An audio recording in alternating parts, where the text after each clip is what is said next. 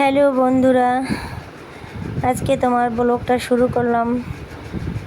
পাশের বাড়ি মানে আমাদের সামনাসামনি এখানে কতগুলো ঘর ছিল, ভাড়া ঘর, সেগুলো খারাপ হয়ে গেছিলো, তাই সেগুলোকে ভেঙে ঠিক করছে। তা জিজ্ঞাসা করলাম ওই যাটাকে, দিদি কি করবে? বললো দোকান ঘর করব। তাই এখান থেকে গুড মর্নিংটা বলে দিচ্ছি। বেলাটা হয়েছে এখন 8টা, তাও গুড মর্নিং বলছে। আমি সকালের কাজকর্ম ছেড়ে একটু আসলাম, বেশ ভালো লাগলো, পরিবেশটা একটু শান্ত। এখন অনেকে রাস্তা দিয়ে হাঁটাহাঁটি করছে।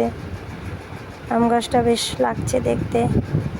এরা দেখি ভোরের মধ্যেই সব একদম ঘরগুলো কমপ্লিট করে নিয়েছে খুলে খুলে। আবার দেখি এখন ওই বাঁশ ফাঁস কাটছে, তৈরি করে নেবে। বেশ সকালবেলা রাস্তাঘাটে হাঁটতে ভালো লাগে, অনেকটা নিরিবিলি থাকে। আমি প্রতিদিন সময় পাই না। যাই হোক, এবার মেলার গল্প। সকল কাজকর্ম সেরে, সারা দিনের কাজকর্ম সেরে, খাওয়া দাওয়া, রাতে রান্নাবান্না সেরে আমি আসলাম মেলায়। এখন বাজে রাত 10:30। আমার কিছু কেনা বাকি ছিল, তা ব্যাগের দোকানে আসলাম। এটা 100 টাকার দোকানে, যা ব্যাগ নেবে সব 100 টাকার। ভালো ভালো কোয়ালিটির 100 টাকায় ব্যাগ এখন পাওয়া যায় না, কিন্তু এই ভালো কোয়ালিটির ব্যাগ 100 টাকা। বড় ছোট সবই কোয়ালিটি ভালো। বললাম, ভাই রে, সব মাল তুলে দিয়েছিস? বলছে, না দিদি, তুলে তো দিয়েছি, কটা ব্যাগ আছে নতুন ডিজাইনের, তার মধ্যে দিয়ে তোমাকে একটা দিয়ে দেবো। তো একটা নিয়ে নিলাম। তার পাশে আসলাম তোমার এই যে কিছু চামচ নেব, ছোট চায়ের চামচ, 10 পিস চামচ নিয়ে নিলাম। এখানে বিভিন্ন দামের, 10 টাকা, 20 টাকা, 50 টাকায়। দেখো কি সুন্দর খুন্তি হাতাগুলো, 50 টাকা এগুলো। কোনোটা আবার 100 টাকাও আছে, কোনোটা 80 টাকা, 70 টাকা। এখানে 10, 5, 30, 20 সব ধরনের মাল আছে, সব ধরনের। কিছু কিছু দোকান বন্ধ হয়ে যাচ্ছে, পাশের দোকানেরটা বন্ধ হয়ে গেছে। যাই হোক, ওই ব্যাগ দেখতে দেখতে রাত 11টা হয়ে গেছে। ওই লোক দোকানে বসেই ডিনার খেয়ে নিচ্ছে। লোক কমে গেছে। বলো, প্রচুর লোক হয়েছিল। দিদি তুমি এখন আসলে? আমি বলছি, ভিড় বলেই তো আসি নাই, রান্নাবান্না সেরে এসেছি। দূর থেকে দেখলাম মোমো।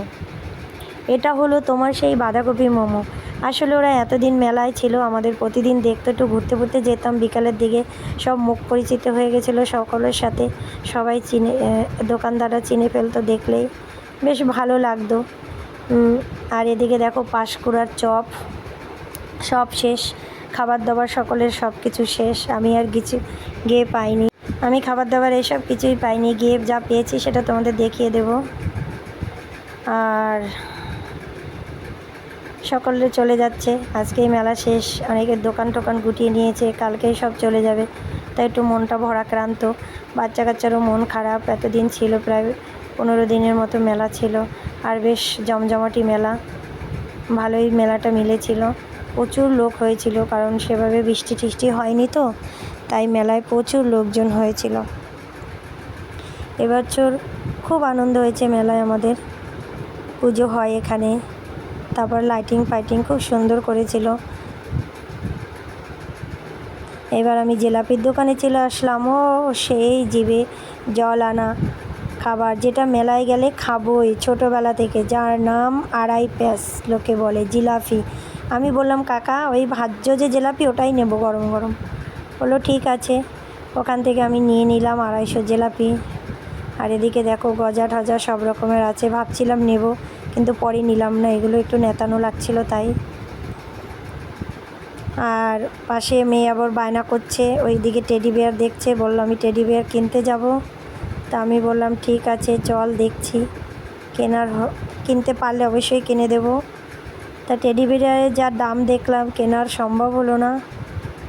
ও একটা গরিলা পছন্দ করলো, সে বলল 410 টাকা। এই দেখো, এই গরিলাটা বললো 410। আমার তো শুনে একদম মাথায় হাত, আর নিতে পারলাম না।